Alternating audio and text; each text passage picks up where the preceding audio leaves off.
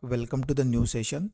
So in this session we are going to discuss about the Markov property, because here in this unit number 5 we have one more important point related to the Markov property, that is MDP, that is Markov decision process. So for before going to discuss that MDP, we need to understand the Markov property, because this MDP process is totally depends on the Markov property. So that's why first we need to understand this Markov property, how this property works, that we have to understand here. Then we'll move towards the MDP, that is Markov decision process. because exam point of view से important question आपको हमेशा MDP के ऊपर पूछा जाता है, और उसमें मे बी आपको Markov प्रॉपर्टी के रिलेटेड भी आपको पूछा जा सकता है. So that's why this 2 points are very very much important if you are considering the end semester examination, right? So let's start the today's session. So here these are the some important point related to the Markov property. So ये कुछ points है, वो पहले हम समझ लेते हैं. We will discuss one by one. So ये points से आपको पूरा property कैसे work करता है, Markov property exactly है क्या, वो आपको समझ में आ जाएगा. So the first point is the Markov property named after the Russian mathematician Andrei Markov, right? सो ये एक रशियन मैथमेटिशियन थे जिन्होंने ये जो प्रॉपर्टी है उसका इन्वेंशन किया, तो उन्हीं के नाम से इसे मार्कोव प्रॉपर्टी नाम दिया गया है. ठीक है. Now this property refers stochastic process. Stochastic process is nothing but the process which are related to the probability, right? मतलब जो भी प्रेडिक्शंस हम करने वाले हैं वो प्रेडिक्शंस का बेस जो होगा वो प्रोबेबिलिटी होगा, राइट? प्रोबेबिलिटी के बेस के ऊपर हम प्रेडिक्शंस करेंगे. So these predictions are nothing but the stochastic process, right? Where the future state. अभी देखो यहाँ पे आपको ये जो पूरा लाइन है ना, यहाँ से लेके यहाँ तक, ये समझना बहुत इंपॉर्टेंट है. अगर ये आपने समझ लिया तो मार्कोव प्रॉपर्टी आपने समझ लिया, ये आपको अच्छे से अंडरस्टैंड हो गया, ये आप समझ लीजिएगा, right? So here future state of the system depends only on its current state and is independent of its past state, right? So basically Markov property जो है उसमें ये कहा गया है कि जो फ्यूचर स्टेट होगा वो कंप्लीटली डिपेंड करेगा आपके करंट स्टेट के ऊपर. उससे उसके पास्ट का कुछ लेना देना नहीं है. मतलब पास्ट जो भी स्टेप्स आपने फॉलो की है, जो भी सिचुएशंस आपने फेस की है, वो सिचुएशन सारी इंडिपेंडेंट है, उससे फ्यूचर से कुछ लेना देना नहीं है. जो भी आपका फ्यूचर आने वाला है वो कंप्लीटली डिपेंड करेगा आपके करंट सिचुएशन पे, कि आप करंटली आपकी सिचुएशन क्या है, राइट? पास्ट सिचुएशन क्या थी उसके ऊपर वो डिपेंड नहीं करेगा. तो ये बेसिकली मार्कोव प्रॉपर्टी में आपको बोला गया है. ये बेसिकली मार्कोव प्रॉपर्टी आपको कहने की कोशिश करती है. ठीक है. सो यहाँ पे in other word the Markov property assumes that the present state contain all the necessary information needed to predict the future evolution of the system. मतलब अगर आपको फ्यूचर प्रेडिक्ट करना है तो जो प्रेजेंट स्टेट है उसमें जो सारी इंफॉर्मेशन अवेलेबल है वो सारी इंफॉर्मेशन इनफ है कि आप वो इंफॉर्मेशन यूज करके कुछ फ्यूचर प्रेडिक्ट कर सको. ठीक है. आपको पास्ट इंफॉर्मेशन की कोई ज़रूरत नहीं है. ठीक है. ये उसको और सिंप्लीफाइड वे में यहाँ पे मैंने बताया है, right?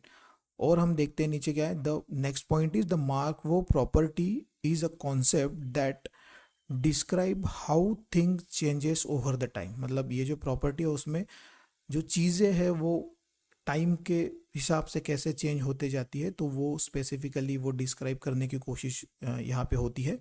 And then last point is it says that if we want to predict what will happen in the future, we only need to know what is happening right now, right? तो ये फिर से वही हो गया, current situation, current state. मतलब अगर आपको फ्यूचर प्रेडिक्ट करना है तो आपको बस ये पता होना चाहिए कि अभी करंट सिचुएशन में क्या हो रहा है, what will happen right now, right?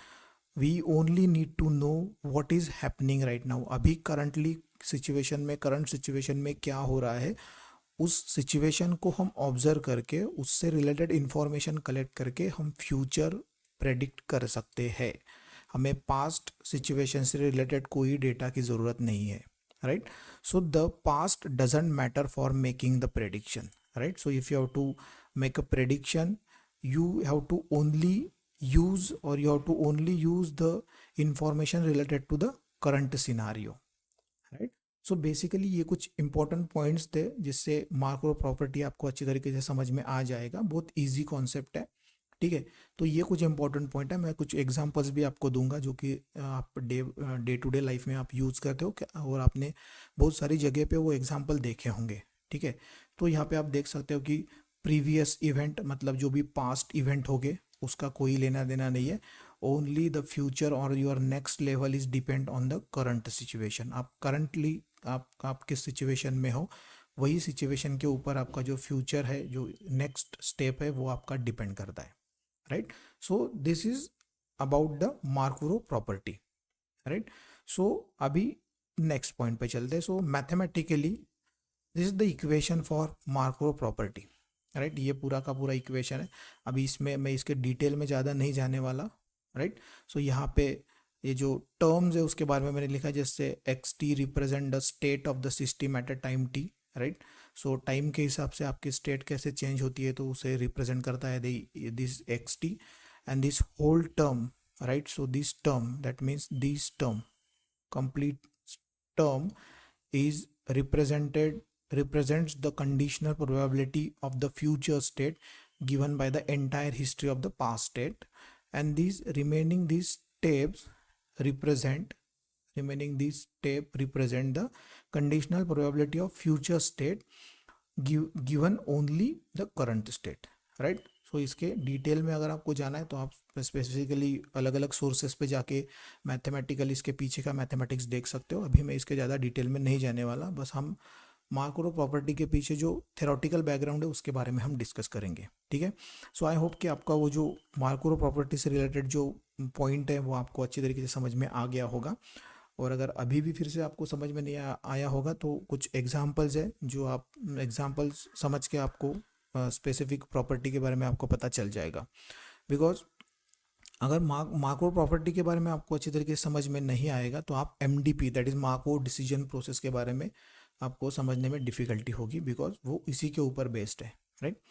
So next, so here let's take a example, right? हम एक एग्जांपल लेते हैं to understand the Markov property कि वो कैसे वर्क करता है, right? Let's imagine we have a little robot that can be in a different state like walking or sleeping, right? तो ये दो स्टेट्स है जो कि हमने एक रोबोट कंसिडर किया है कि वो वॉकिंग और स्लीपिंग, ये उसके दो स्टेट्स है, दो सिचुएशन है, या तो वॉक करता है और स्लीप करता है, ठीक है? So the Markov property says that if we know what state the robot is right now, we can predict what state it will be in next, right? So अगर हमें ये पता है मार्को प्रॉपर्टी का अगर यूज करके हम ये कहते हैं, या फिर मार्को प्रॉपर्टी हमें ये बताता है कि अगर हमें ये पता है कि अभी जो रोबोट है वो किस स्टेट में है, तो हमें अगर उसका नेक्स्ट एक्शन प्रेडिक्ट करना है तो हमें उसके पास्ट एक्शन से रिलेटेड इंफॉर्मेशन की ज़रूरत नहीं है। हम ये करंट सिचुएशन से भी उसके नेक्स्ट एक्शन प्रेडिक्ट कर सकते हैं, right? So without needing to know its entire history, कि उसने लास्ट में क्या क्या किया था, कौन सी एक्शन परफॉर्म की थी, वो हमें उसका डेटा की रिक्वायरमेंट हमें नहीं है अगर हमें उसका नेक्स्ट एक्शन प्रेडिक्ट करना है तो, राइट? उसको और थोड़ा डिटेल में देखते हैं एग्जाम्पल को। If the robot is walking right now, मान लो ये जो रोबोट है ये उसका एक जो स्टेट्स है उसमें से ये वॉक कर रहा है, ठीक है? Walking right now, we don't need to know whether it was sleeping और ईटिंग बिफोर। तो अगर ये अभी करंट सिचुएशन में वॉक कर रहा है तो हमें ये ज़रूरत नहीं है जानने की कि वो प्रीवियस उसने क्या क्या किया हुआ है, या वो सो रहा था, या फिर वो खा रहा था, या फिर कोई अदर एक्टिविटी कर रहा था। अभी currently robot is walking right now, so we don't need to we don't need to know whether it was sleeping, eating, or any other thing he is doing, right? So we only need to know that it's currently walking to predict what it will do next, right? So हमें बस ये पता होना चाहिए कि वो currently walk कर रहा है। अगर हमें कुछ आगे predict करना होगा तो may be it will keep walking or to change its activity, but we can make that prediction based on its current state, right? So यहाँ पे फिर प्रोबेबिलिटी के बेस के ऊपर हम प्रेडिक्शन करेंगे कि वो नेक्स्ट क्या क्या एक्टिविटी परफॉर्म करेगा, राइट? अभी जैसे ये अभी इस करंट स्टेट में ये वॉक कर रहा है, तो मे बी वो कंटिन्यूसली वॉकिंग ही करेगा, या फिर चांस भी ये भी चांसेस है कि वो उसकी एक्टिविटी चेंज करेगा। तो वो जो चांसेस है वो प्रोबेबिलिटी की बेस के ऊपर हम वो चांसेस सारे के सारे प्रेडिक्शंस प्रोवाइड करते हैं, that is stochastic process, right, on the basis of probability. अभी करंटली अगर वो चल रहा है, जैसे मान लो अगर करंटली वो चल रहा है, तो मे बी चांसेस है कि 70% चांस है कि वो कंटिन्यूसली चलता रहेगा, और 30% चांसेस है कि वो एक्टिविटी चेंज करेगा, या तो सोएगा या फिर कोई दूसरी एक्टिविटी करेगा। तो ये हो गई प्रोबेबिलिटी बेस्ड, और ये प्रोबेबिलिटी बेस्ड उसका प्रेडिक्शन हो गया, right? So this is the example. Now next, so the Markov property is used in a various field. So these are the some examples related to the Markov property कि वहाँ पे आपको इस particular property का use आपको उस system के लिए या फिर उस फील्ड में आपको हुआ मिलेगा। So first one is a weather forecasting, right? So आपको पता होगा कि वेदर फोरकास्टिंग के सिचुएशन में आपको आपका मतलब उस सिचुएशन के जो करंट सिचुएशन है उसके हिसाब से ही, उसके ऊपर से ही आप डिसाइड करते हो कि आगे आने वाले एक नेक्स्ट आवर में या फिर 2 घंटे बाद, 3 घंटे बाद क्या होगा, या फिर 12 घंटे बाद क्या होने वाला है, ठीक है? सो ये एक एग्जांपल हो गया स्टॉक मार्केट एनालिसिस। ये और एक एग्जांपल है जिस फील्ड में ये जो मार्कोव प्रॉपर्टी यूज़ होता है। तो वहाँ पे भी आप ये समझ सकते हो कि जो जैसे स्टॉक्स है, मान लो कोई XYZ कंपनी है जो बहुत ज़्यादा रेप्यूटेड कंपनी होगी, ठीक है, तो उसके स्टॉक जो है बहुत अच्छी पोजीशन पे है। बट मान लो अगर कुछ ऐसा सिचुएशन आया उस कंपनी से रिलेटेड, जैसे ही कुछ पॉजिटिव या कुछ निगेटिव न्यूज़ आती है, जैसे निगेटिव न्यूज़ अगर कुछ आई, तो वो उसके स्टॉक्स जो है ना वो तुरंत ही नीचे आ जाते हैं। तो वो उसका जो भी फ्यूचर है वो उसके करंट सिचुएशन पे डिपेंड करता है, right? So this is about the market property. अगर कुछ पॉजिटिव आता है, मान लो किसी कंपनी का बहुत स्टॉक गिरा हुआ है, राइट, बहुत नीचे डाउन चल रहा है, अगर उस कंपनी से रिलेटेड कुछ पॉजिटिव न्यूज़ अगर न्यूज़ या न्यूज़ चैनल पे तब चलने लग गई, तो एकदम से उसके स्टॉक जो है वो ऊपर चले जाते हैं, राइट? तो ये जो फ्लक्चुएशंस है, ये जो अप एंड डाउन है, ये भी आपको स्टॉक मार्केट एनालिसिस में आपको देखने को मिलेगा। सो स्टॉक मार्केट एनालिसिस केस में भी ये प्रॉपर्टी का यूज़ होता है। Again one more important thing, मान लो ये दोनों के बारे में आपको पता नहीं होगा, लेकिन ये थर्ड जो एग्जांपल है उसके बारे में तो सबको पता ही होगा, because we all are using mobile right now, right? और मोबाइल में आपको एक फंक्शन मिलता है, एक फीचर मिलता है जिसमें आपको वो टेक्स्ट रिकमांड करता है। तो जैसे predicting the next word in a sentence when you are using predictive text on your phone. जैसे आपने अगर कुछ मैसेज टाइप किया तो आपको वो आगे ये टेक्स्ट का एक प्रेडिक्शन देते रहता है, जैसे I had such a great day, great time, great night और लवली डे और वॉट एवर, ये जो सारे हैं ना ये प्रेडिक्शंस हो गए कि ये करंट सिचुएशन ये है, तो इसके हिसाब से वो आपको ये सारी प्रोबेबिलिटीज बताएगा, ठीक है? तो ये हो गया आपका मार्कोव प्रॉपर्टी, जिसमें हमने ये समझा कि जो भी आपका फ्यूचर प्रेडिक्ट करना है आपको, that future is totally depends upon the current state. we don't require any past experience or any past data if you have to predict the future, right? So yes, this is about the Markov property. Next session में हम MDP के बारे में discuss करेंगे, that is Markov decision process, because वो Markov property के ही ऊपर base है, ठीक है? तो इसलिए ये समझना इंपॉर्टेंट है। उसके बाद हम MDP के बारे में डिस्कस करेंगे, राइट? सो आई होप ये जो पॉइंट है आपका वो अच्छी तरीके से क्लियर हो गया होगा, और अगर आपको वीडियो अच्छा लगा, इन्फॉर्मेटिव लगा है, तो प्लीज़ वीडियो को लाइक कीजिए, चैनल को सब्सक्राइब कीजिए, वीडियो को शेयर कीजिए, और मिलते हैं नेक्स्ट सेशन में। Thank you.